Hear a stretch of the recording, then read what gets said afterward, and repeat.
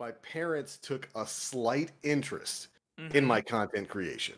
A Okay. slight interest. It's like it's like when you start playing baseball or you start taking karate. For a month, for a good month, your parents are all about it. They are Right. taking you to games, they're taking you to practice, they're there for everything you're doing. But Right. a couple months into it, they're like, all right, you know how to get there on your own, take your bike.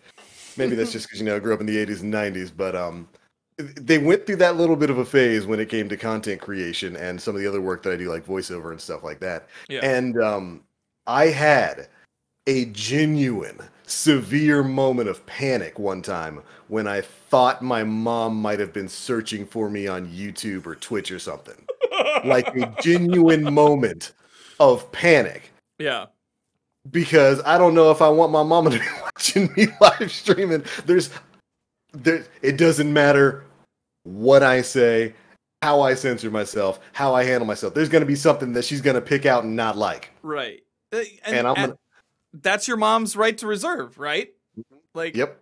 my parents, I always I was always doing like music or Yeah. like I did basketball like in grade school. I wasn't good at it, but we did. And like, so they were there for everything else. They didn't necessarily need to be there for everything in my creative life. I think they came to Right. one show, one show of ours. It was at a library because they Okay. don't go to bars. They're not those Right, kind of of course. people. And they sat through our set very politely and complimented our drummer afterward. You were not the drummer, correct? I was not the drummer.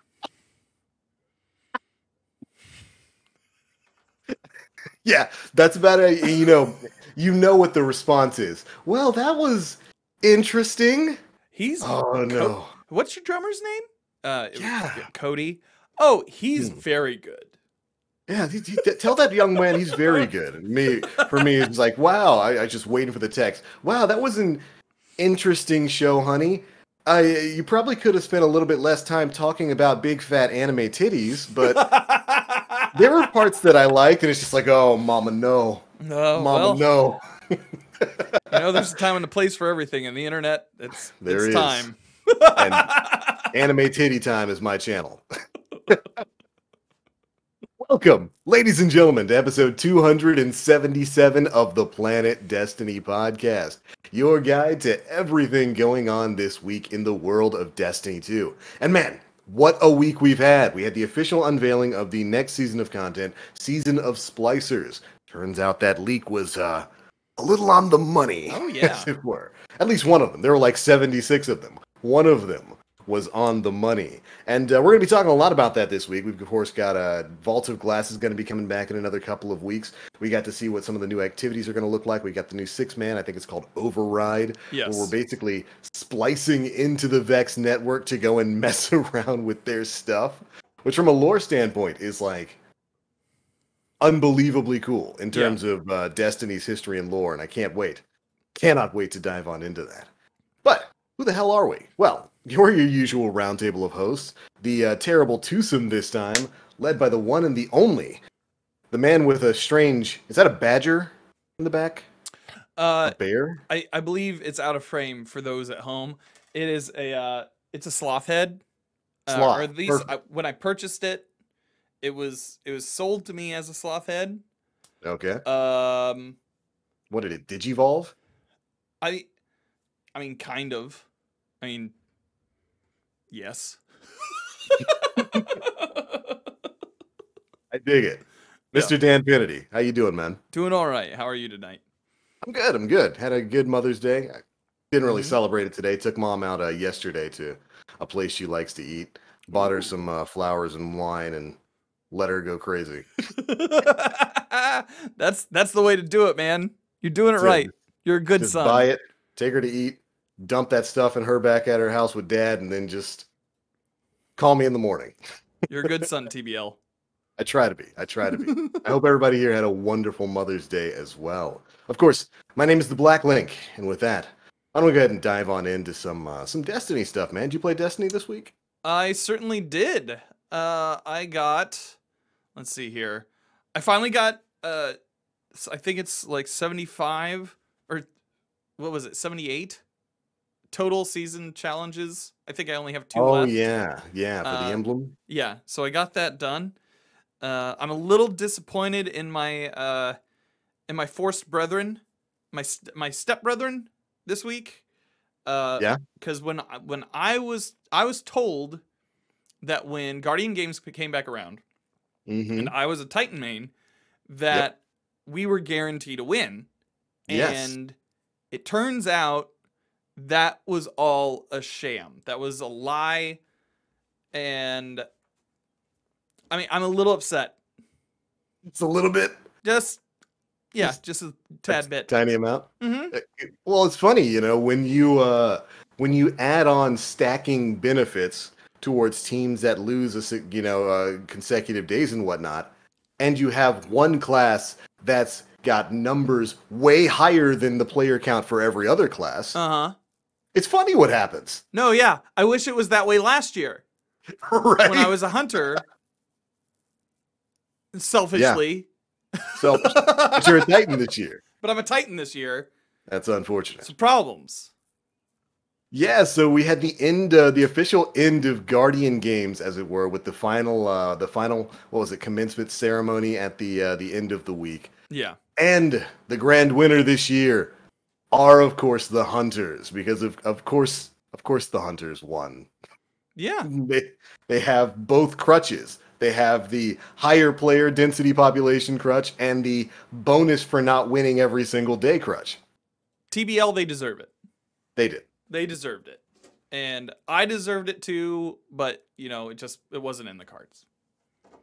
It's just unfortunate. You're a hunter at heart. It's Who unfortunate. had to give it up for Titans. And now, well, does this at least mean when season 14 starts, you can go back to Hunter? Are you still stuck in the whole Titan 1 year until thing? Witch Queen comes out. As Ooh. per the terms. I thought it was only a year. Well, funny We've thing altered is, the deal. we sweetened the pot, Mm-hmm. and that pushed it all the way to Witch Queen. I won't be doing that again. I won't be extending that warranty. So yeah, Right. yeah, bit upset. The first time in history, somebody bought the dealership warranty, and unfortunately, it was you. You got just that kept Titan calling. dealership warranty. They just kept calling. Yep. I had to do it to get rid of them because I'm from the Midwest and we're too nice. Oh no, I couldn't imagine you at a car dealership. Listen. There is not a salesman bone in my body. I would shark the hell out of you at a car dealership. That's my mark right there. This guy's gonna get the 25-year warranty. But yeah, so Guardian Games is over, and honestly, I think it's kind of funny. Congratulations again to the Hunters for taking it home this time. Now you get the little wiener statue for a year or so. Enjoy the victories and all that. But I gotta say, honestly, I really didn't mind Guardian Games this year. I didn't mind it nearly as much as I did last year. Yeah. I put in a decent amount of time. Maybe it's because Guardian Games for me was simplified to being, okay, schedule out a 2-hour block of playtime, get as many Nightfall contender cards as you can, and just run Nightfalls. And that's literally all I did. I didn't play Crucible for Guardian Games. I haven't touched Gambit since like the first week of the season. I just kept running Nightfalls. I did that a couple days for, every week we had this, and this has been about a 3-week event? Yeah. I think it officially ends on the 11th. Right. Yeah. Which is reset day. Yeah. And I honestly, Guardian Games, it didn't wear out its welcome for me this time the same way it did last year.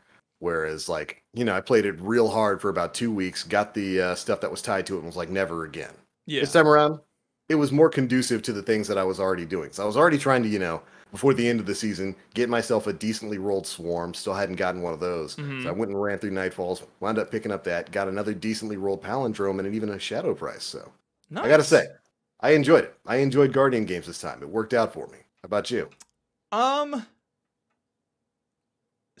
So Guardian Games to me isn't so much something that you focus on. It's something that just is very passive play.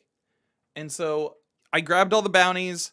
I grabbed the contender cards when I could because I wanted that like that little silver that platinum glow above my head as much as I Ditto. Yeah. could. And man, I miss those glows. I miss Me glows. too. And Hmm. so uh that was nice. I also wasn't really playing it with team spirit in mind. I was just like, I'm going to get my stuff. I'm just going to put it in as I go along. I'm not going to focus on it too much. And I think that that was fine. Um Yeah. as it has been pointed out in the past, uh this event is more so a Eververse event than it is something that is useful in Yeah. game. I got the heir apparent, or I'm on the steps for the heir apparent catalyst, but honestly, I'm not focused on that so much as trying to get the last Right. three uh, Grandmaster Nightfalls knocked out for my Gilded Conqueror title. Gilded title Yeah, that you so get to keep for all of the next 2 days. couple days, it's well worth Right. it. Hmm. So, I think you're right about that, and I think that's by design. I think mhm, Bungie, by design, wanted to make Guardian games conducive to the way people already play the game. yeah, That's why they added in the different tiers of bounties and then contender cards that you could pick up and go run in any playlist activity. So that it's not something that you have to sit back and focus on and grind in specific activities for, or do what we were doing, last year and just grabbing bounties and then heading into like lost sectors and all that kind of stuff, yeah, or any challenge where we could just sit back and farm enemies. I think Bungie did themselves a real service with making it a more passive grind. yeah, I think that works for this type of event. And it might be why. That might be why I didn't hate my time during the Guardian Games event this time around. yeah. I didn't bounce off of it. I, Yeah, very passive, very very passive the entire time. Uh, right. and I will say, I want to say good work to Bungie for Hmm. not saying, "Oh, okay, hunters are doing way too well. We're gonna step in and put our thumb on the scale a little bit." Right. Um, they really played that hands off in the competition sense. Yeah. Um, I don't know. Did you pick up anything from Eververse this week? Not this week. I Mm-hmm. did. I The first week of Guardian Games I did because Yeah. I got the Guardian Games armor. Because come on, man, the Warlock outfit has a sword. I got a little scepter Yes. there and a sword and stuff. It was too cool to not pick that up. Um, but I think you got a point there with Bungie putting their thumb on the scale because of course they did that last year. Yeah. They tried to account for the larger player numbers for hunters out there, and I'm glad they didn't do it this time. They put in one system that all three teams could take advantage of if you happen to be losing, and if that winds up helping one team more than the other, whatever. Yeah. Whoever plays the most wins, and there are the most hunters out there. I'm 100% okay with that decision too. Yeah. Did you pick up anything from Eververse? I picked up two things. Okay. I picked up last year's Titan armor Oh yeah, that was good. just for the helmet. I just like the Yeah, helmet piece until I realized that there was that little red lip around the visor that doesn't change with the doesn't shader. change colors. Mm-mm. And so I got that. I did get the soccer emote because Oh yeah, that one's neat. Have you seen it or I played haven't around with seen it? it. Okay. So you have an Ingram and you start juggling it between like you start juggling it with one foot, it goes up on your chest, then it goes down on the left foot, and it does Right? that in a cycle perpetually until you hit the button again, and then it falls off, and then you kick it off into the And you kick distance. it? It's great. That's awesome. It's very That's cool. awesome. Yeah. Well, I So mean, so that was something that was worth your bright dust or silver or it whatever. it looked neat, and I was like, okay, yeah, I'm gonna get it. Mhm. That's yeah, Uh-huh. that's who we are this week. So I don't know. All right. It was Somebody's fun. got to buy the stuff for Nim. But yeah, yeah. Someone's got to be the Nim stand-in. Yeah, but other than that, like it was a fine event. It was Yeah. shoulders touching my Shrug. neck. So, yeah. I didn't hate it. I think that's a huge compliment for Guardian Games in comparison to what it was last year, where I hated my time on Guardian Games last year. Like if I didn't have to complete it to get the exotic and to do the review and stuff for the channel, I wouldn't Yeah. have done it. I Mm-hmm. wouldn't have done it. And this year, I didn't hate it. I got like the catalyst from like my first Nightfall, and so I was done with that in no time flat, and that was a much a much more satisfying experience for me. And I hope that's the type of change they're going to be making to Solstice of Heroes, which is going to be popping up in another couple of months as well. I hope that's not going to be a terrible grind that is then immediately for the third time in a row invalidated the moment new content drops. We'll have to see. Yeah. So But all right. I am like, well, yeah. Let's get into the news of the week. Like, we got all sorts Right. of stuff. Outside of Guardian Games, of course, we had the official unveiling of the Season of the Splicer. Destiny 2 Season 14 set to go live on the 11th, I do believe, right? Yes. 2 days from now. Mm-hmm. By the time you're hearing this episode, it might actually already be out or be about to come out. And man, we got to see a lot of stuff from that. Of course, Bungie put out their traditional trailer around reset time this week, and it showed off some real interesting stuff. We get to see the return of a fan favorite character in Mithrax, who is, if you've been playing Destiny 2 since its initial launch, he was the fallen captain who had a big part in the Titan-based Rat King exotic mission. Where I thought that was, I can remember talking to you guys years ago when we were doing this mission about how cool that mission was, because it's like pretty much the only mission, I think, in the history of Destiny 2 that had really variable endings to it. When you get to the very end, you can either choose to just wipe everything in the room or help Mithrax take out the Hive Knight that's trying to kill him. And if you do that, he does something different. He does something unexpected. He'll sit back and wait for you to fire for a second, and if you don't, he backs off, like bows to you, and then leaves. Yeah. And I thought, that was mind-blowing. Back in, when did D2 launched in what, 2016? 2016, 2017? That sounds right. Like, what? We're like, this will be the end of year 4. Yeah. So 2016, 2017. Yeah, that sounds about right. This game series has been going on a long time. It doesn't feel like it, but I guess it has. But back then, I thought that was mind-blowing, and I really wanted to see where that character would go. And then, of course, he returns in the 0-hour questline to stop the heist into the old tower to get the outbreak perfected. And I love that that character was brought forward, and now he's got a mainstream point here in Season of the Splicers as one of our big NPC characters. Yo, is that Nim? That is a Nim. Oh man, what are you doing in here, boy? Hello. Hey, buddy, how's it going? You know, it was going all right.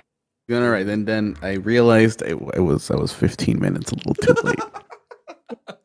It's naps are important. They are. Listen, kids, I know you're having a temper tantrum when your mama puts you down for a nap. Cherish them. You will cherish every nap you can have as an adult. I don't get enough time to nap these days. Make me mad. I'm a grumpy boy. Listen to your mama on Mama's Day. How you what's doing? up, buddy? We're doing good. We're doing good. Good to have you here. How's it? I mean, I'm sure you broke Dan's overlay. Oh yeah, but hey, I'd rather Nim be here than for it to look pretty. So. No, you know, you were quick on the draw there, Dan. You hit that overlay change. You've got us all in little boxes. He was fast. I'm watching. He was quick. This man was prepared. I'm a man of production. We all know what they say about production. It's 90% panic preparation. Woo! You're the guy who's ready for Y2K. Yep, I have my basement full of beans. All right, let's go. That's right. But anyways, so yeah, Season of the Splicers. We were talking about how Mithrax is coming back as the main character there. And, you know, I'd love to hear your thoughts on that, Nim, because you're a big lore guy. Yeah, so I was actually catching up on this like way earlier on before the podcast. I think it's really cool to finally have what seems to be the first true ally, the Elixni ally. Mm-hmm. With us. I think it's something that a lot of people have been kind of looking forward to for a really long time. And it's pretty thick that we're finally getting what seems to be almost like a fully fleshed out, main fallen person or character. I dig it.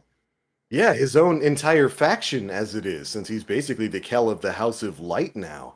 And we Yeah. get to see that there is a large group of fallen that follow Mithrax. We get to see in what was the talk of the town from the trailer, we got to see a couple of fallen with including some babies being carried around, some Smallin being towed around. And I love that. I love that we're finally getting not just a singular character from the Elixni class who seems to be directly allied with us. Of course, we've got the Spider, but our alliance is tenuous at best. It's kind of one of those as long as it benefits him sort of thing. But Mithrax it's an alliance of interest.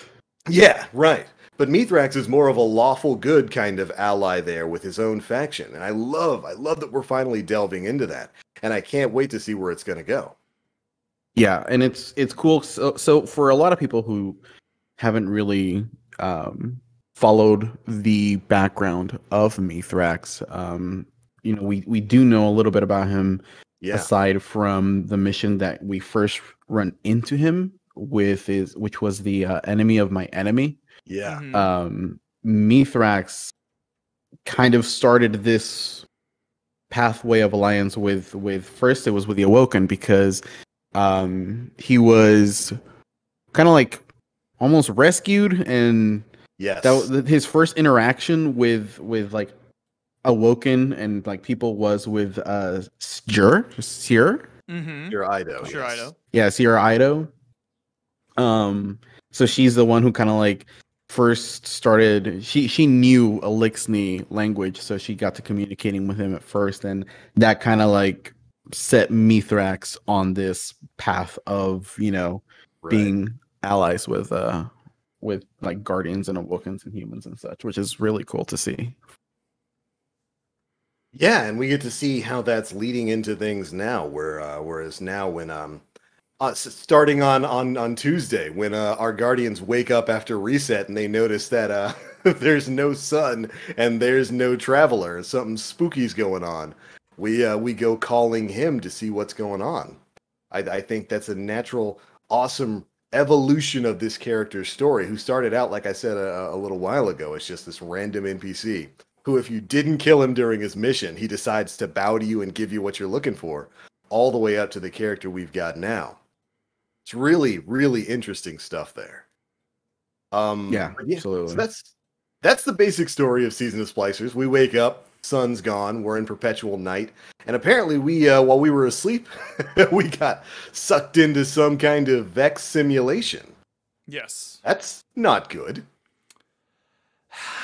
Well, sometimes these things happen. Right. I mean, we all remember the gate that was built in the tower. Who's to say that doesn't have anything to do with it? Oh, no. Could you imagine if that's what it is? It's like that gates go both ways. Yeah. We went through there to clap an undying mind, and he sent an undying clap back through. Mm-hmm. That would be interesting if that's how this all kind of went. It would also explain why Ikora is suddenly back at the forefront of story, because I'd imagine she and Osiris are probably feeling a little bit guilty about that. Possibly, if that would be the case. Just like a little bit. I also find so Gina Torres. It doesn't seem like Gina Torres is the voice actor for Ikora anymore. Which thank you for all the work that you've done. And good luck to the person who's coming in new. But yeah, this story. It feels like, and I saw this like on Twitter earlier. A lot of people are saying like it feels like we're gathering. It's Avengers. We're gathering everybody together to take on the final threat, right? So with this, so we have the Cabal. Yep. We got the Fallen. Title. And then who's to say the next season, well, I mean, what other enemy race would we bring in?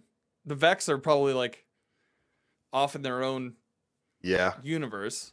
They're doing their own thing. We'd fight probably the Hive, Taken all together.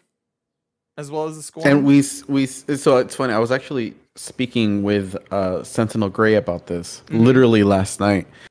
That we are, like literally word for word what you just said. That we're gonna have an end game scenario here where we are tentative allies with Keitel, Mithrax, and his merry band of fallen are pretty much allies at this point, because if you remember in Beyond Light, we've rescued some of the Elixir that they had over there. That's where we sent them.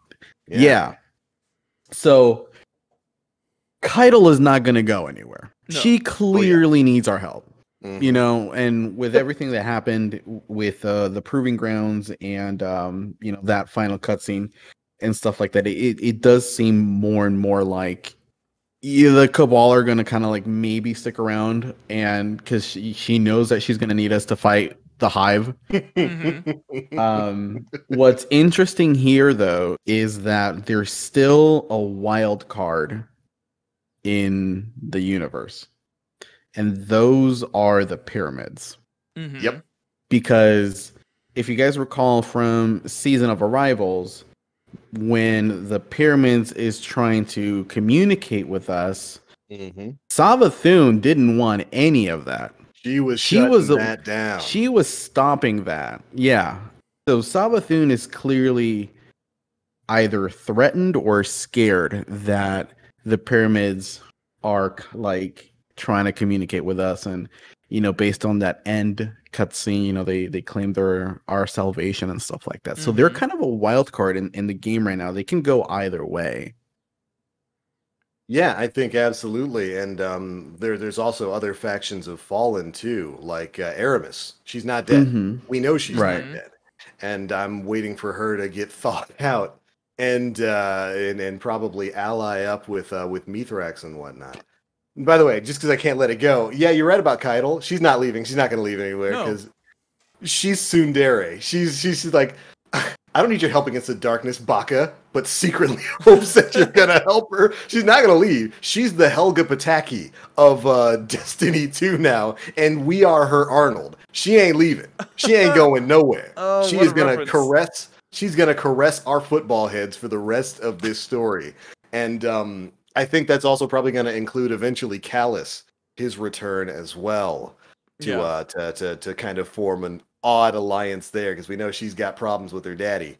But yeah, you're right. This is a gathering of the troops, as it were, and I don't necessarily look at the pyramids as being an ally in that or an enemy. I look at them as being the prize. They're the Infinity Stones. They're what everybody is trying to get their hands on at the end of this, with the gauntlet being the Traveler. And I think that's what we're going to wind up running into as things move on. It's going to be everybody fighting over the two of those. Yeah. Real interesting stuff. Heck yeah. So we find ourselves using the Vex Splicers. Another thing that was being passed around, and Anon Pig had a really good thread about the retconning of what Splicer means. In this story. A lot of people think Siva when they hear Splicer, and some folks are like, no, they're the faction that adds mechanical appendages to people after, to Fallen after they get docked with machines. But it seems like they're like this little extra of like, oh yeah, we also hack shit is real cool. Yeah. I mean, being able to hack into the Vex network, I can count the number of people who've done that in lore probably on one hand. It's like Osiris, Maya Sundaresh, and she got bodied for it. And that's one of the things that I found as a lore guy most interesting about the trailer we got to see, because we're hacking directly into the Vex network. That is almost unprecedented in terms of humanity. We've been able to simulate the Vex and all that kind of stuff, but hacking directly into their network is where we're going to be running into the admins of the Vex system, which is why when in the trailer you get to see a bunch of Vex who look suspiciously similar to Atheon, because there are other system admins. That's what Atheon was. He was a system admin who basically got to set up his own reality with the Gorgons in the Vault of Glass. And man, I can't wait. I can't wait to dive on into that. And that's going to be a part of the override activity, which is going to be the main six-player activity that everybody's jumping into over the course of this season. Looks like it's going to be pretty fun. Heck yeah, it does. I know we got to see a couple of clips of Override itself, and I think Bungie's webpage just gave it a real basic description. Yeah. It's on the screen now. So 6-player match-made activity, Override. Fire teams of 6 will use Splicer tech to hack the Vex network, uncover their secrets, steal their code, and use... it says, user their power against them. User their power. I remember that. Yeah. That is that's going to be real interesting. That's essentially how the Infinite Forest went with Osiris. You know, that's what he did there with the Infinite Forest is kind of I guess a larger scale version of what we're doing here in the Override activity from a lore standpoint. We're going in, we're taking over Vex technology, and we're stealing their stuff. Well, it reminds me a lot of the Infinite Forest. At least, like when in the video when it popped up, it reminded me of the Infinite Forest, and it reminded me of the Vex invasion, like the Vex incursions. Incursions, yeah. It reminded me a lot of those two things, kind of like put together. So, having never played it, I don't know. I'm hoping it's Menagerie-like as a 6-man activity. But who knows? Well, we know that it's going to take place on different locations. I think the first one we're getting access to is going to be on Europa. So it'll be an activity that basically starts there, and we hack into the Vex network of Europa, and then I think we're getting one on the moon, the Tangled Shore, and then I don't remember if we're getting any more after that. So it's probably going to be something similar to maybe like Battlegrounds. Except we're going to be jumping into Tron space, sort of looking like Prophecy Dungeon and Vex stuff. I wouldn't imagine it'd be anything too different from what Battlegrounds has. I think that's probably the formula that they'd like to keep. I wish it was Menagerie. Yeah, I hope it's Menagerie because I love Menagerie. With it being a 6-man activity, like Battlegrounds were fine as a 3-man. Yeah, they're a nice like mission style, right? Attack the front kind of thing. With like it a being bonus strike. With it being 6-man, this I would hope that would bode a little bit bigger. Yeah. I hope they remain the enemy density that Battlegrounds has. That would be nice. Yeah, because they throw a bunch of cabal at you in Battlegrounds and whatnot. So yeah, I'd say the same thing. Looking forward to it though. What else did we see in the trailers? We got to see that. I think after that, was a section about transmog, which we know is coming via armor synthesis with 801. I think we spent a significant amount of time talking about that in the last episode we did. Yes. We got a new exotic sidearm coming, the Cryothesia 77K, I do believe its name is. We have no idea what it does other than the fact that it's a stasis weapon, and it looks like it gets stasis energy whenever you, I don't know, pop a kill or something like that. Yeah. I was hoping that it was either a charge or an alternate fire. Right, like Devil's Ruin? Yeah. Oh man, I think people would be... they're already mad that it's a stasis gun that can potentially freeze, but I cannot imagine the gut reaction that people would have if it was a charge like shot that freezes people. I think they would just absolutely lose their shit. Could you imagine if it was just Devil's Ruin, but with stasis? You just hold the foot button for 3 seconds, and then you got a big, powerful stasis beam. Yeah. Oh man, yeah. Well, it didn't look like a beam; it looked like a slug shot, right? Yes, Cryothesia is a slug shot. It looks. We have no idea how this works right now. Of course, we're talking about this before the actual DLC drops. We'll know on Tuesday. Pure speculation. Pure speculation. But the trailer itself basically shows a Guardian getting a couple of kills, reloading, and then firing a freezing shot, like a slug shot from the Cryothesia. So it looks like it might be a kill-activated ability. That or possibly kind of like Tarba. Oh, okay. Oh yeah, that could work too. Man, that's a terrible exotic. It's great. What do you mean? It's in the name. Teraba. Teraba, bro. It's Terabra. It is. It is a fine exotic, let me tell you. I think beyond that, I mean, we've got a lot of new rewards also coming alongside the Cryothesia. I think Bungie showed off 3 exotic armors that we're going to be Yes. getting access to. You got them? Yeah, they're up on the screen right now. This new overlay blows my mind. It's great. It's great. The Star Eater scales allows hunters to feast upon orbs of power, charging their Yes. super more quickly and making it more potent. We also have the Path of Burning Steps, Titan armor that converts solar eliminations into increased weapon damage and makes them more difficult to lock down with stasis. And That's interesting. yeah, Boots of the Assembler condenses a Warlock's Rift's healing or empowering energy into projectiles that seek out their allies to bless them with noble benefits. I think that's really interesting terminology that Bungie's using there for the Warlock exotic. I get the feeling it's gonna be it's gonna be like noble rounds. Yeah. But added to rifts. So Yeah. you're just gonna be able to pop a rift. It'll spawn its own noble rounds and give people an overshield, which I guess is beneficial based on the range that those orbs are going to have. Because if you're dropping a rift, if it's a healing rift, people are going to get an overshield anyway. So I'd imagine the big benefit there is to be able to use empowering rifts while still healing and overshielding people. Mm-hmm.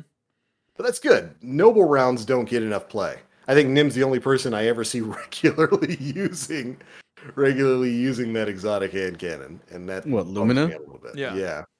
I think I've maybe used it like a handful of times, and that's just to progress the catalyst. That's just regular. like That's the joke. Thanks for explaining the joke. Just making sure, clear the air.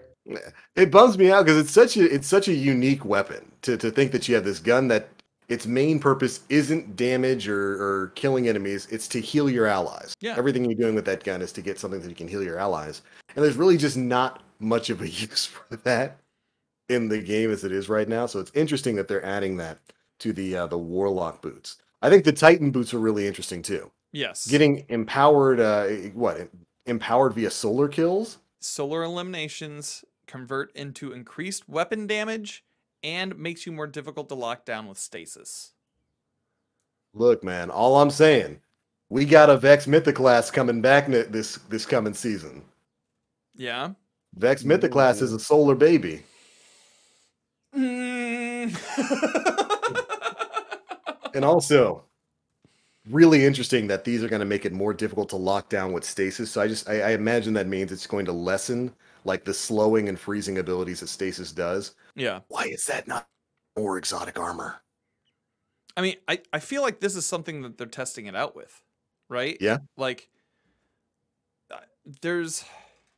we have the Malfeasance pants, which creates an ability for you to be a support class passively, right? Yep. Or like not as aggressively as the Lumina pants, not Malfeasance pants, excuse me. But the Burning Steps, they basically are adding the little lines on the back of your car to your pants, allowing you to thaw out maybe a little bit. It's defrosters. Yeah, you're defrosting. When you get hit by stasis, you just go turn your defrosters on. Yeah. It just shuts it down.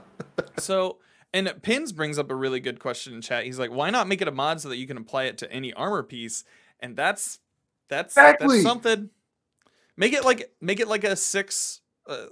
Make it be high a energy 6 cost, stack on like a piece of gear, and you're good.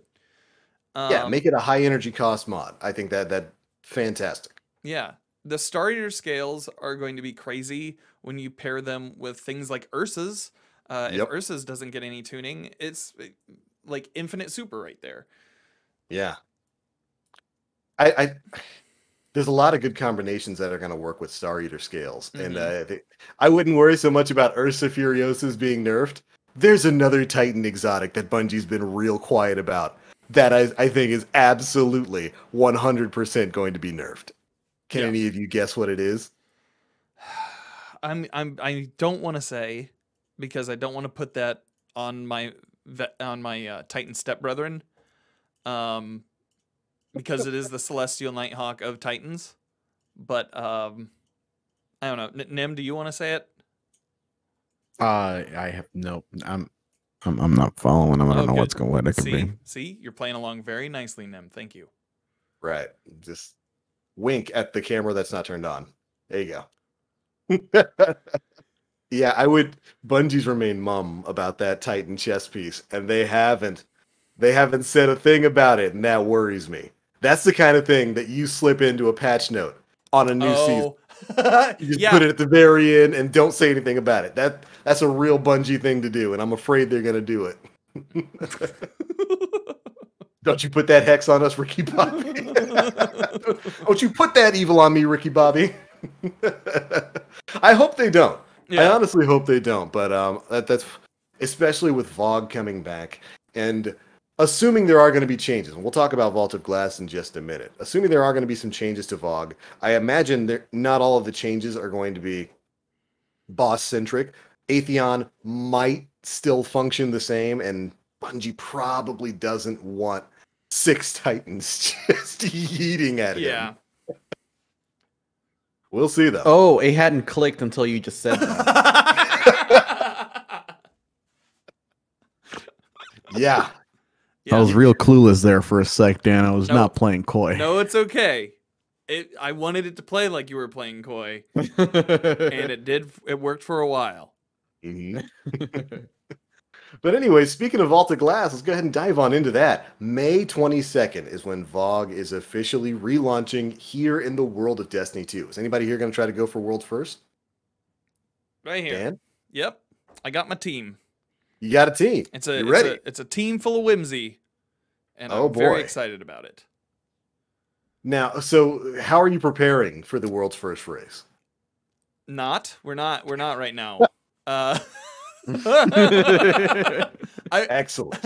I'm going to be getting together with them this week, hopefully to try to run Vault of Glass a few times on from Destiny 1 just to shake off the dust. Haven't played it in probably a year and a half, so this will be interesting. I'm hoping not to repeat the sins of my past. Nim, I'm so Don't pick sorry. Up the relic. I will not be the person in charge of the relic, I assure you. But I don't know. I'm excited for mantling and bows in the raid. Of course you are. You can't even make fun of them now, though. There are 2 bows in the game that are absolute monsters in terms of ad clearing. Trinity Ghoul and what else? Tycho's is pretty good for ad clear. Le Monarch is still really good for clustered. I would probably give the edge to Le Monarch over Tiku. Yeah. To be fair. But Trinity Ghoul. Trinity Ghoul is the best non-gun in the game. It's the best gun non-gun in the game. IMO. That thing still slaps over everything else, in my opinion, as an ad clearing weapon. Yeah. And assuming at least the Templar's Well is going to be similar to how it was in Vault of Glass and in D1, that's a lot of fanatics who spawn right on top of each other. One shot with Trinity Ghoul. A whole floor of Mountain Dew is now yours. That's all I'm saying. But what a Baja Blast. The Baja, man, and it stung when you took a sip of that Baja Blast. You could feel it in your cavities. Just immediate nerve access. Just, I shouldn't be drinking this, but I'm still doing it. I gotta go get cleansed. But so you're going for World's First race. World's First is going to be a bit different for Vault of Glass, Dan. Yes, I'm aware. You're going to have to do a couple of odd things. Yeah. Vault of Glass is going to have a contest mode that's enabled for the first 24 hours. Your power level is going to be restricted to 1,300. Mm-hmm. So you're not really. That means that I thought that was really interesting because it means you don't have to do any power level prep. Kind of. That's where it starts, right? Yes, but I think none of the encounters are going to be above, or you're not going to get any benefit above 1310. Above 1310. Yeah. So, yeah. I don't know. It's gonna be fun. I like that they're adding challenges into it. Right. And the fact that they're also the belt is a second place belt. You get a number 2. Yeah, you get a number 2. So Yeah, I don't know. I'm excited about it. I just want to. It's been a while since I've been back to the Vault of Glass. There's a lot of nostalgia there. That was the first raid that I ever ran. Oh man. And it was the first one that I started helping people with. So I'm stoked. Ready for it. And for anybody out there who is looking to do World's First, in addition to that whole contest mode thing, in order to actually compete for World's First this time, you're not going to have to beat Vault of Glass once. You're going to have to beat it twice. Yeah. You're going to have to beat it. That gives you access to, I think they call it the Tempo's Edge Triumph, which is going to basically unlock the challenges for Vault of Glass. So after you beat it once, you unlock the Triumph. You got to go back into the Vault of Glass and start completing the Triumph's challenges. And then the team that does that gets World's Second. Every time you fail a challenge, wipe. Which is, woo. Yeah. Oh man. And I wonder what the challenges are going to be this time. In D1, it was stuff like preventing the Templar from teleporting. I don't know. There wasn't a challenge for Atheon, was there? Yes. There was. For Atheon, everybody had to destroy an oracle when the things. So you had to rotate people, or not rotate people. Like once the 3 people that shot their oracles inside, and the portal opens. That's when the rest had to come in, shoot an oracle, get cleansed, back out. Yeah. What a cluster! God. That scramble of just like, all right, like we've got ours. We got like, come on, get to it. Like that was 5 and 6. Come on in, 5 and 6. Yeah.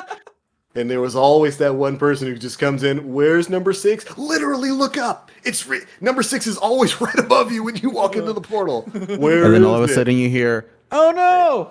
Your sleeper go, and then the guardian down. Hey man, I take offense to that. Hey, you should. Yeah, man, what a cluster that was. And then like, oh gosh, because you had to get. There were people who wouldn't get cleansed on their way out, so they'd be blind outside, not watching out for supplicants. Everybody has to try to gather up in mid. I wonder. I can't imagine the challenges are going to be the exact same. I can't imagine them being too much different. Right. Like, is it like? So how do they change these challenges up? See, that's what I don't know, and that's what scares me. Yeah. Like, because those challenges, like they were fairly challenging, but once you got them down, you could with a good team, you probably get that rolling pretty quick. Right. But yeah, I don't know. The other one, like blocking the Templar from teleporting, was another one. So yeah, I'm betting that's another one they have to do. Yeah, like just as like a classic nostalgia trip. Yeah. That or having different people like juggle the relic, or never getting never stepping in the Mountain Dew. Yeah, not getting blighted. I could see that. That'd be real interesting. And then I think one of them was to kill all the Gorgons, right? Yeah. That's going to be interesting this time around. That was a thing?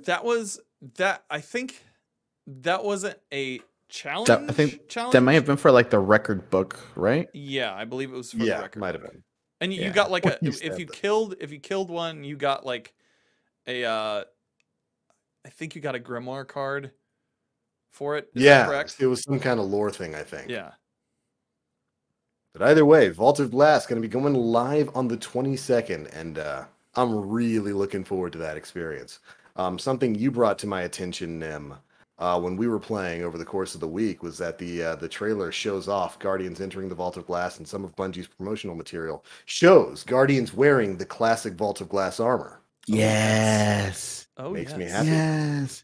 Not only wearing the Vault of Glass original armor, but on the calendar itself, if you look at the Titan on the far left, that Titan is holding a Vex Mythoclast. Ooh, yes, I didn't catch that. Yes, he is. I'm looking at it right now. And Bungie, you tease. Which I guess kind of gives me a bit of hope that the gear and VOG is gonna mostly be the same, I guess. Why else would they put that on their official promotional art? Yeah. I think that's the safest route. Oh yeah. bringing everything as it were. I'm curious if the difficulty option that's going to be introduced later, I wonder if that will maybe give the Age of Triumph ornaments. Right. But I'm not placing any bets hope on that because yeah. You know, that's something Dan and I discussed on the last episode of the show. We talked about the increased difficulty options popping up, and whenever that was going to happen, and maybe Bungie using that as an opportunity to drop ornaments for the Vault of Glass. They've got to give you a reason to run that higher difficulty mode. Yeah. And I think dropping either Age of Triumph level ornaments or something equivalent here in D2 Adept is a Weapons. good way to do that. Right, the Adept Weapons, we know that's going to be coming. So, yeah. Could be good stuff. And I know that difficulty option is not supposed to be dropping until July. I believe it's like the 15th or something like that. Yeah, somewhere in the first or second week of July, I think. Which is good. Good. I think that's more than enough time for people to have dived back into the Vault of Glass, gotten everything from it, and then been ready to get into whatever the enhanced difficulty is going to mean. Just call it hard mode. Yeah, there has been so many vernaculars for prestige, challenge, hard mode, cool term. master. Yeah, I almost wonder if they make it a toggleable contest mode. Ooh, like if we don't see that. Yeah, I could see that happening. Because then didn't they say that contest mode was going to be returning later on, or something like that? They said that Vault of Glass's difficulties would be coming, like a difficulty level would be coming later on in the year. I didn't expect it to be within the same season, but yeah, it would make sense to me if it was just toggle contest. That I'd be fine with that. So if anybody who wants to have that immediate challenge that they did for the world's first race, I think that's a good option for them. Just put that in there. And why not? Like put the ornaments in there, or Adept Weapons or things along those lines. Put those in there. That way, it gives you a reason to run that specific version. Listen, my D2 Titan needs the Wi-Fi symbol on his back. That 5G ain't working well. I need Wi-Fi. It was such a cool looking armor set. I don't see why they wouldn't wouldn't bring that back. The Hunter chicken leg. The Hunter chicken, yeah. You got the leg transplants from a nearby Vex. You were the original Thydras. It's gonna be good stuff. I am very much looking forward to it, though. Vault of Glass, super excited about it. And thankfully, that's not the only bit of content we've got coming in Season of the Splicer. Yeah. Looks to be a fairly meaty seasonal update. That's what it looks like. And we also got to look at a lot of the seasonal rewards through there. Yeah. Another thing that at this point, I mean, we're fairly deep into this episode. Right. But I think we should talk about the TWAB this week. Yes. Because it also was fairly juicy. Right. And with a lot of things. We'll try our best to speed run it. Yeah. World's first TWAB reading. Let's go. Woo! I think they talked a lot about rewards this week, right? Oh, they talked a lot about rewards this week. Good stuff. So part of it, like they gave a preview here of some of the gear that we're getting. Loot is the name of the game for many Guardians, so let's get down to business. We'll be working with the Fallen this season, and we've got new armor pieces to earn. If you've ever wanted to embrace the Splicer lifestyle, this season will be your chance. So you can take a gander at those pieces there. Previously, you would earn this armor by leveling your season rank and unlocking new pieces on the seasonal track. Moving forward, seasonal armor will be earned from seasonal activity. Interesting change. Yes. You'll also be able to guarantee pieces from these sets using focused umbral engrams. Season rank levels that once featured armor have been updated with packages of glimmer, legendary shards, upgrade modules, exotic engrams, enhancement cores, and enhancement prisms. Universal armor ornaments will continue to be earned towards the end of the season pass. They talk about tools of destruction. There's still gold in them seasonal rank hills. On the seasonal track, there will be 3 weapons to earn. Season pass owners will unlock the new exotic sidearm on day 1 of the season as soon as they claim the reward. Additionally, the new shotgun and heavy machine gun will be up for grabs as you level up. And if you want a full loadout of that style of weapon, we've got you covered. New weapons will be available through Umbral Ingrams and Override completions. We'll be getting a Null Composure fusion rifle that looks a lot like the Loaded Question. Yeah, as our pursuit weapon for this coming season. Which, Hmm. okay, I wonder. I mean, we knew that they were revamping the Loaded Questions Reservoir Burst perk. And there was a lot of speculation that it might go on Vaulted Glass weapons. But then Bungie just has to go and throw a monkey wrench into things and say, here's your pursuit weapon, bro. It's a fusion that looks exactly like the main or the Loaded Question. Yeah.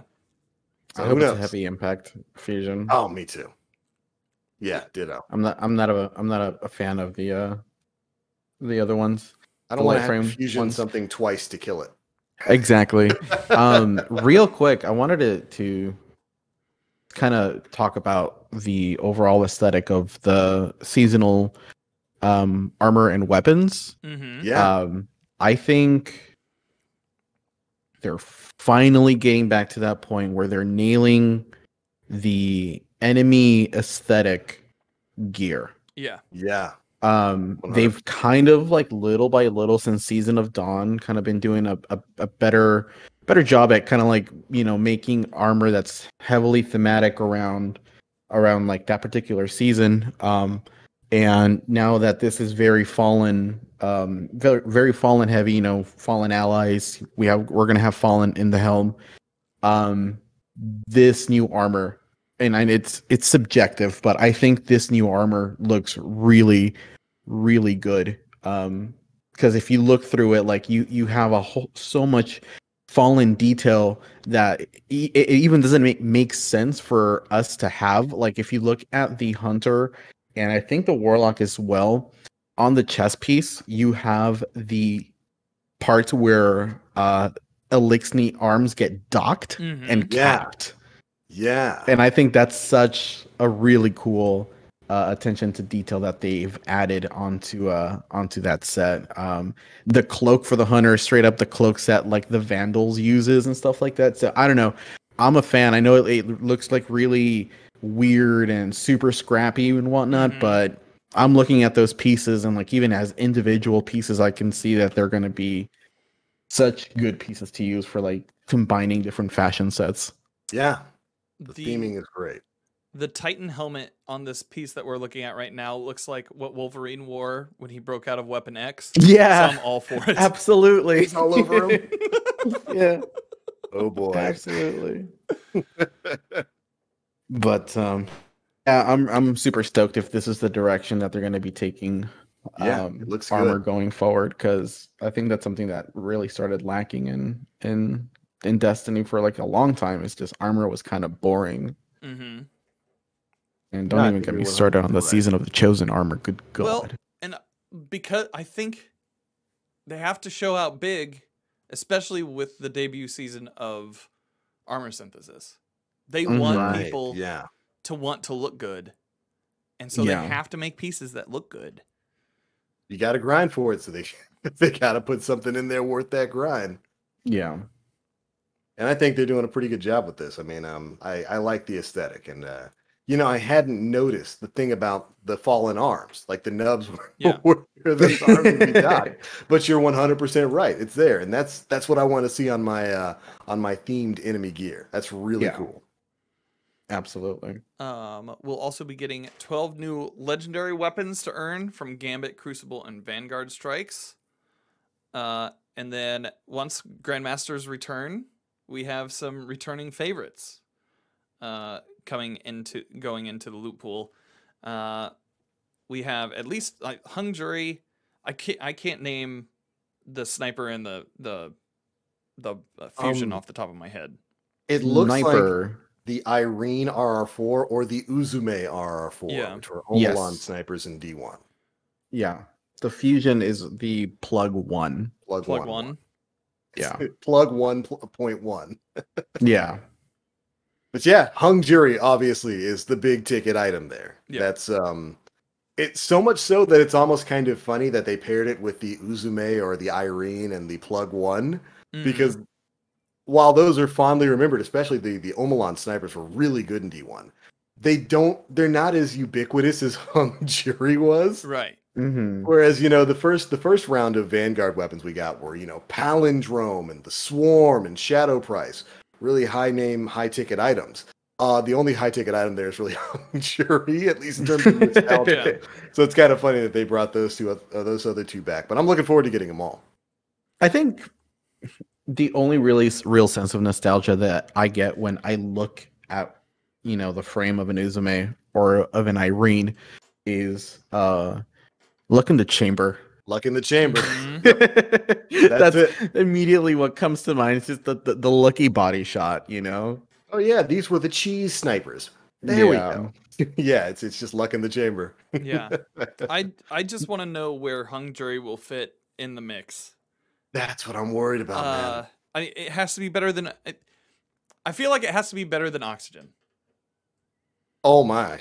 It had better be. It's gotta be. That's the thing though. That's scout rifles are just like they're not. They're okay. They're okay. Yeah. They're not super great. The scout rifles primarily have a place right now in Grandmasters, and there's one scout in PvP. Yeah, that stands out above the rest. Yeah, the rest of them are just kind of laid by the wayside, and it's just I happy that hung jury's coming back. It's the same sort of fear that I have with Vision of Confluence coming back. Vision of Confluence is a legendary scout rifle. It is among the best scouts in the history of the franchise. But with it coming back and with hung jury coming back, with scout rifles not being in the best of place, how is this really going to feel? Yeah. Mm-hmm. Yeah. I also wonder if they're going to make hung jury an energy weapon like they did with Palindrome. I mean, good point. I mean, they can definitely go the kinetic route. Look at the energy we have on it. Yeah. It looks stasis-y. It does look stasis-y. That's it's the weapons of seasonal arrivals, for example, like the false promises and cold denial. They're Omelon weapons, so it's potential that hung jury could be kinetic. It'd be dope if it was stasis. Yeah, that'd be interesting. A stasis scout rifle? That'd be really neat. And relax, guys. It's not like it's gonna freeze people, all right? It's just fucking blue. It pops shields. It pops shields. But yeah, I'm looking forward to it. Glad that they're continuing with this whole bringing back classic weapons for Nightfall rewards. I like that. Outside of that, they talked about more patchwork stuff, such as like they're upgrading a lot of colorblind support. They're tuning a bunch of subclasses. The freeze detonation on Silence and Squall will be reduced from 12 meters to 8.5 in radius. The enemy Squall now has a red ring to define the area as it approaches. That's more like just know your enemy kind of stuff. Right. Shiver Strike melee energy is now refunded when Glacial Quake ends. And fix an issue in which players can trigger Whisper of Torment by standing in the opponent's barricade. For Titans, Warlocks, the Shadebinder Bleak Watcher aspect now grants 2 fragment slots. I'm stoked for that one. Yeah. And Chaos Reach, they fixed the issue where you could just shoot it through a wall and kill somebody like on the very edge. Darn.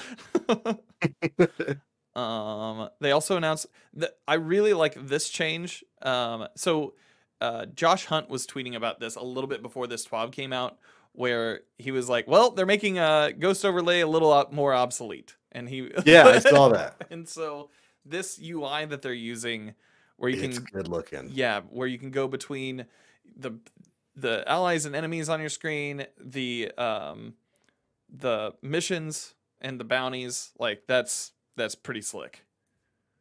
It's basically everything that I would have wanted out of an OI or an overlay UI update for the Ghost. So I hate having to go into the quest menu, target these 3 bounties out of the quest menu. Oh wait, I need to go look at one of the other quests too. Now you can just pull out your Ghost, and it's got a quest tab, it's got a bounty tab, it's got your pursuit tab, all of it right there, right on the overlay. Good stuff. Heck yeah. So yeah, we're getting a lot more UI changes. We're getting more Glory and Valor and Infamy are kind of being flattened to be around the same thing. Is that correct? Basically, they're getting rid of some of the sub levels in all 3 of these. They're making the leveling system for Glory and Valor and Infamy uniform. So they're not all going to be one leveling system, but they're going to be the same type of leveling system rather than Infamy having like 8 sub levels per level and Glory having 2 sub levels per level. They're all just going to have the exact same leveling system, which is good. Good. They're just streamlining nothing's changing for you. They're just streamlining your leveling system so it's not different between any of these game modes. They all use the same system. Yeah. But wait, does that mean that like are the values of like is it still going to be 1500 infamy to rank up, or like what's I think so. I think it's still 1500 to rank up. It's just like, you know how you can go from like Glory and Valor for Brave, Brave 1, Brave 2, Brave 3. Yes. That's what they're getting rid of. So it's not going to be like the Brave 1s, Brave 2s, Brave 3s, and I think they're moving all those sub ranks out. Gotcha. It's just going to be you're in Brave, you're in whatever comes after that, you're in Heroic, all that kind of stuff. Gotcha. I think they also made it so that they changed the points you get per win streak, right? In Infamy and in Glory.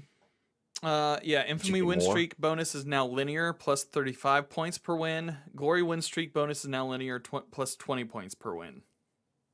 Okay. Yeah, okay. Outside of that, we're going to get full patch notes on Tuesday at 10 a.m. PDT. So that's 1 p.m. Eastern. Right alongside the release of Season of the Splicer. They also had an update about the armor glows from 2018 and 2019 Solstice of Heroes. Oh, yeah. They stated that the glows for those armor sets would not be supported by armor synthesis in a previous TWAB due to technical issues. Since the new 2020 ornament mechanics were well received, we were able to rework and rebuild how 2018 and 2019 glows worked to address the community's request. The current plan is to make these glows into universal ornament sets like the 2020 Solstice of Heroes universal armor ornaments. This fix will have some limitations. These ornaments will not be updated to support stasis, but will support solar, arc, or void subclasses. In addition, the granted ornaments will be for the legendary armor set from each year only. Players who acquired any subclass type glow for that year slot will receive the corresponding legendary universal ornament for all 3 classes. Fair enough. I'm glad they were able to quickly get a lot of that worked out. Heck yeah. Outside of that. Oh, I remember one big thing from this. Okay, shoot. Momentum control's coming back. Oh, yes. Yeah. That is the only thing I care about these patch notes. Yeah, momentum control's coming back next season, so we'll hopefully see that in the coming weeks. I've been playing Halo Mm-hmm. a lot more the last couple of days, and I've really been digging the SWAT game mode playlist, which is basically where you have to get headshots to get kills. And then it clicked. I'm like, oh, I know why I like this so much. Yep. This is momentum control. Yep. Yeah, so real happy that's going to be coming back as a part of the weekly playlist rotation starting this coming season. Good. We're also getting Team Scorched back, but meh. Yeah. There's another thing. There's another thing I'm here. sorry. We're getting a full suite of trace rifle focused armor mods for the game. Yeah. You're right. It's about time Let me tell you, I am ready for those Yeah. mods. I am fiending. It's about time. I can finally feed my divinity. I am going to make a strength build for my stasis warlock Okay. with them crispy claws Vamkara.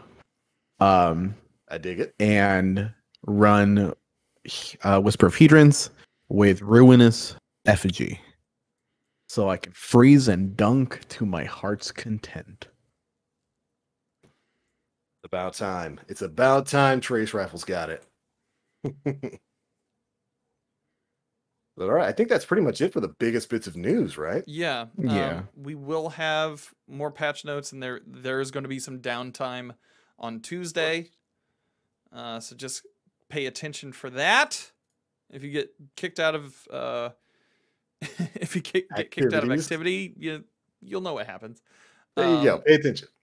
The only other bit of information that I can talk about is the community reaction to the Smallin plushie Smallin. that was put Yeah. up. Before we get into the questions for tonight, I have a question. Are Smallin to protect, or are they to punt?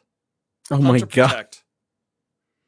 I'm gonna go protect. They're too cute Yeah. to punt. Yeah. Mhm. Yeah. Yeah, I'm a protect guy as I'm a well. protect As guy much as as well. much as like weird little hatchling bugs are kind of gross, but they're also kind of cute at the same time, so. Yeah, they're little spider babies, but they're cute. Listen, you got to get over it, them. They're cute little spider babies. Yep. There's nothing you can do about it. Got those, they got Just those crawling blue all little over you. blinking eyes. I'm gonna name mine when I get it. Blinking. Blinking. Blinking. Yeah. Excellent name, Dan. Yeah, the Smallin are for protecting. Yeah, Yes, definitely. I believe. Okay, let's get into questions, shall we? Right on. Yes. So the first two are pretty hand cannon focused. So strap in. Felly, do you think that hand cannon changes will be enough to bring 120s in line with 140s? Ooh, Hmm. maybe. Yeah, maybe. It really depends on if they're going to make any other changes to 140s and and any other archetypes of hand cannons. Because right now they've only announced what they're doing to 120s. We don't know what they're doing with 140s, or we still have 180s, right? It's 150s they got rid of, isn't it? Right. Right. Yeah. So we don't know what they're doing with 140s and 180s. I think it's super hard to say because as someone who's been using steady hand quite a lot, Yeah. I do find myself getting killed fairly often and faster with palindrome. Yeah. So it's going to be it's ultimately going to see like if the range nerf or that they're doing to like the 120s, is it going to be substantial enough where they'll still have an edge over 140s in that department? Because I mean, ultimately, when it comes to hand cannons, it's that range stat is what matters Right. big time. Because I mean, 140s can still 3-tap headshot if I'm not mistaken, correct? Maybe with a buff up. I don't know if 140s do 140s 3-tap. Oh yeah, you know what they do? They do. I think they do. I've been ace of spades is enough time to confirm that.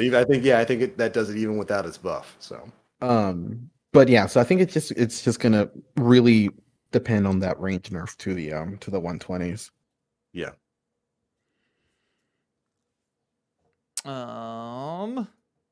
Lord of Scallywags asks, think Fatebringer will still have Firefly to be a raid specific perk? I think it'll still have Dragonfly. I think they'll just give it Dragonfly and Yeah. maybe add on an Oracle Buster as an alternative perk. Ooh. I want that. Yeah. I miss raid specific Same, man. like weapon stuff. Yeah, big same for me. Yeah. As far as the Firefly discussion goes, Yeah, it's gonna be Dragonfly. I think it's gonna be Firefly. If I'm not mistaken, Joe Garoth heavily hinted at it in an interview. Oh, was that during the director's cut? I don't know if it was during the director's cut, but I know it was during a specific interview that he did like a play on that.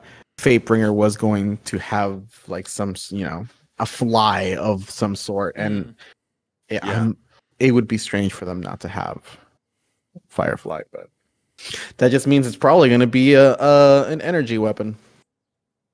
Yeah. Right. Boo. I mean, it was in D1 technically. Sad. Boo. I went in the kinetic slot. Me too. Gray Fox asks, with Season of the Chosen wrapping up, what grade or pros cons would you give this season? Honestly, the season hasn't been bad. I don't think it's been bad at all. I think it's done an effective job of conveying a story with the whole war room, war table meetings with Keitel, the Battlegrounds, the story they were telling there with the Crow and Zavala. I think it did an effective job of presenting its seasonal activity in Battlegrounds. We get a couple of those. There's all right variety there. We got a new strike or so, and a decent amount of new and returning weapons. We got the Umberland Engram system. That was pretty good. This is the first season with the Nightfall exclusive loot, so that was good. Overall, I'd give this probably a B+. Yeah. And the only thing keeping it out of A is the fact that we didn't get any new PvP stuff at all. Right. That's my only complaint. I'll go last because I have thoughts. Okay. Kind of playing to your point, TBL. I feel like the story was awesome. This season, the way that they told the story was excellent. That's what I like. Yeah.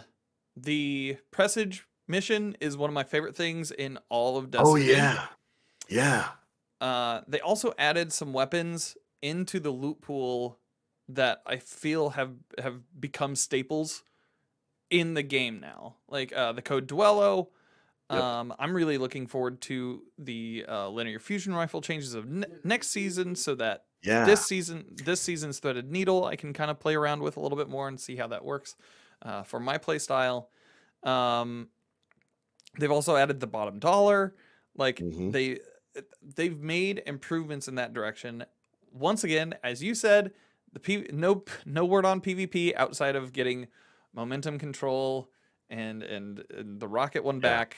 I don't know, man. I don't think we're gonna hear anything about PvP until Witch Queen, and I don't think we are either. Yeah, that's kind of a bummer. But it is. Outside of that, like they did a lot of things well. I think next season is going to be hard. It's going to be immediately compared to this season, and this set a pretty high bar for what Destiny should and can do with seasonal offerings. And but I think that's fair in some part. Right. If next season they don't tell the story in a way that's as compelling, you're going to hear people talk about it way early. All you, Nim. So, for me, I overall thought that they did a good job with the season. There are some things that kind of stood out for me that weren't super fun and super great.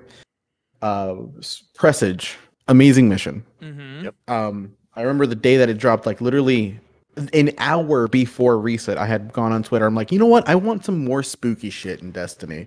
Yep. Literally reset hits, Presage drops. Boom. I got my spooky and it was great. We get spooked for an hour. It was super good. My biggest gripe with Presage, however, is the weekly lockout scannables. If you're not on that on the weekly basis, then you completely missed the big kind of secret that's hiding on the Glycon. So as someone who hasn't been running that like every reset looking for all of the scannables, I didn't get to see that firsthand, which is kind of a bummer. I saw it That's through a bummer. I saw it through an esoteric video. Yeah, exactly. Yep. Like I really wish I would have been able to just kind of do that at my own pace and not have to wait on that weekly to get the scannables done. Yeah.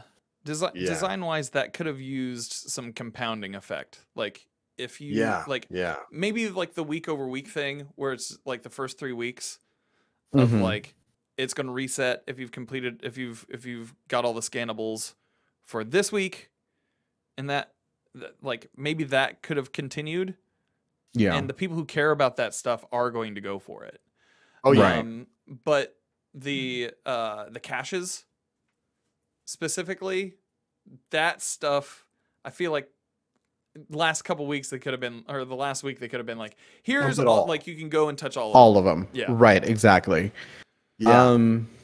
Next thing for me, Battlegrounds. I thought Battlegrounds was a fun activity the first couple of runs. You know, they did a really good job with like the enemy density in those. Right. It's really, really good. And, you know, it allows for a lot of, you know, experimenting with the sandbox. I don't like how that translates over to Umbrals, however.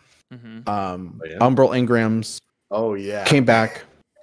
And with that came another version of, you know, charge this, play that activity, get that currency, put that in the hammer charges, right, exactly. So if you wanted to like get the charges or like a tier 3 Umbral engram, you had to run at the very minimum 2 to 3 battlegrounds, and each run is about 15 to 20 minutes long, depending if your team brought anti-barrier or unstoppable or not. So having that loop tied with the Umbrals was not super satisfying, especially when Umbrals like are very dingy. Even if you're focusing stuff, I get better stuff out of prime engrams than I did with the with the Umbrals. And if you're gonna have that much of a dedicated loop to charge the hammer and then go back into Battlegrounds and then focus the Umbrals, it needs to be rewarding, and it wasn't.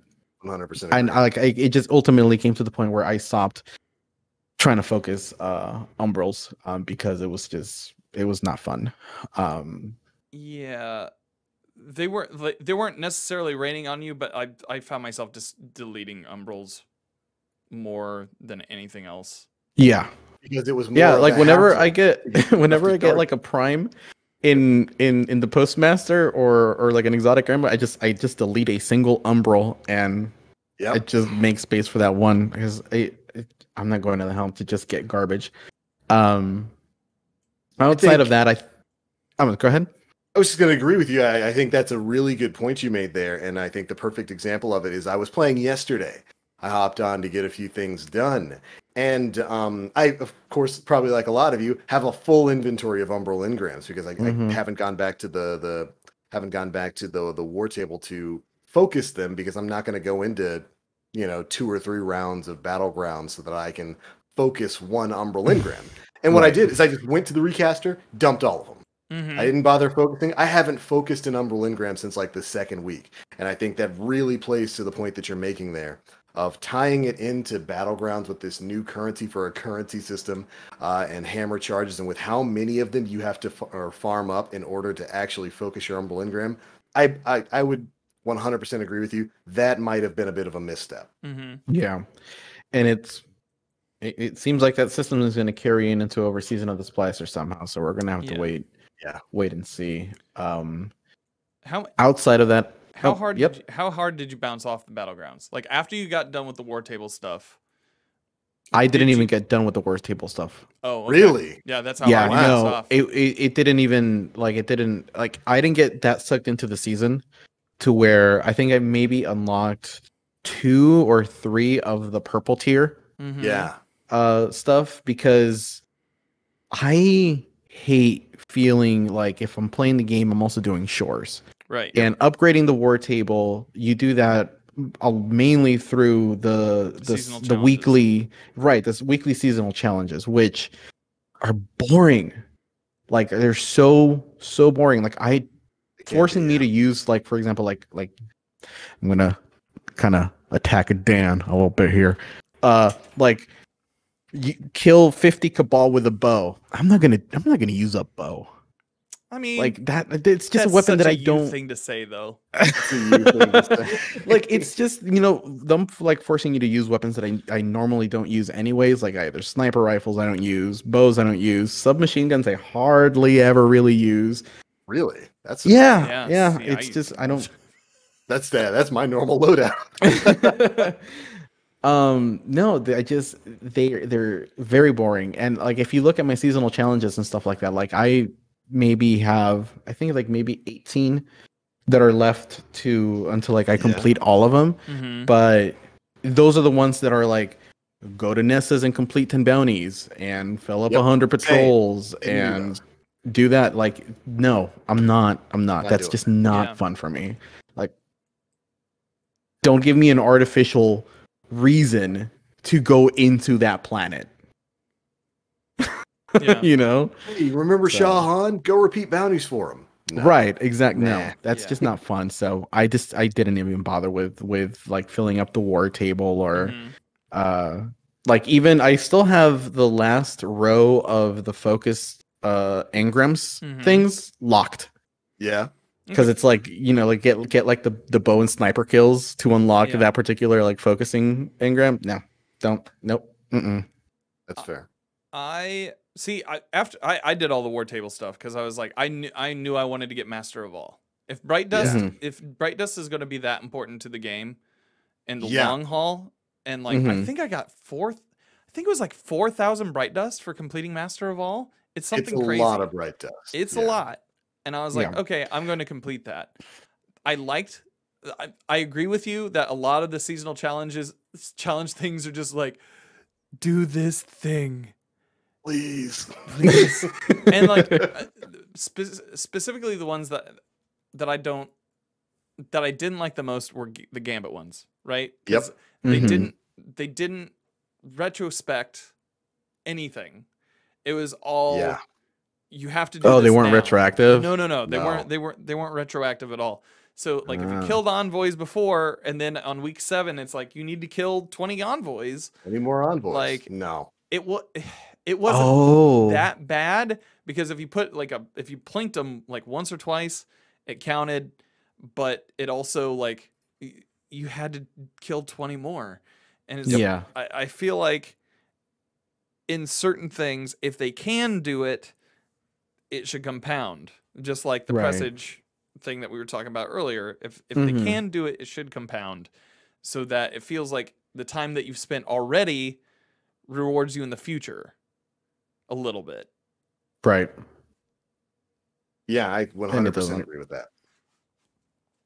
So because I didn't do I completed like maybe 1 or 2 of the Gambit bounties for the first week or 2. Yeah. And then was like, why am I doing? I'm not doing this anymore. Yeah, because every week has a Gambit bounty. Yeah, and when I found out that they aren't retroactive, absolutely not. Yeah. No. Right.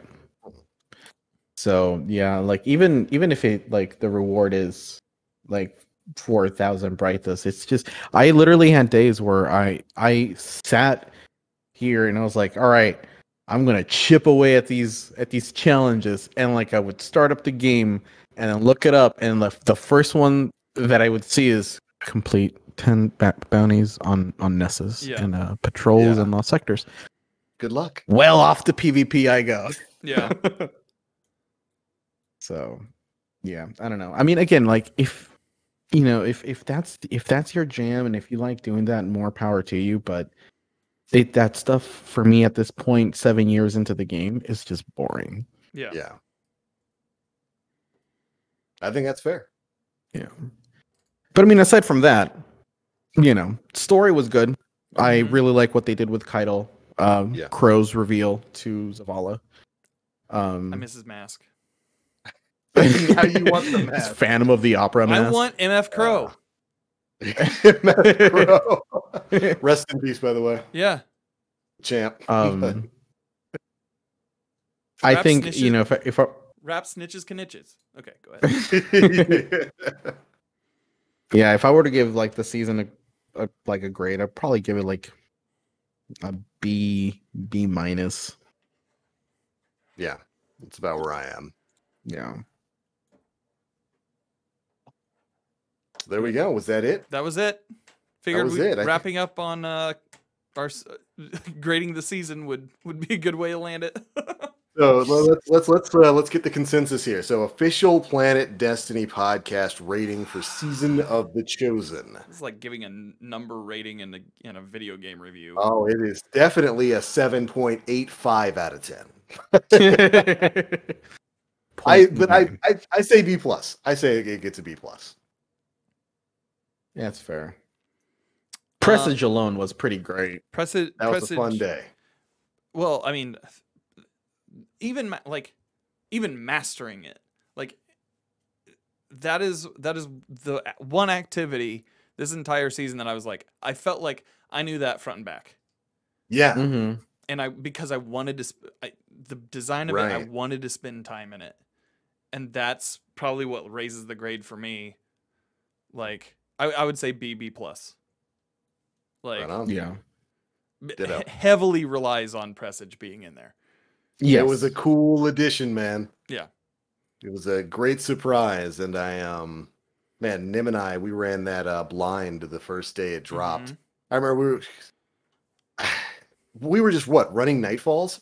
Is that what we were doing?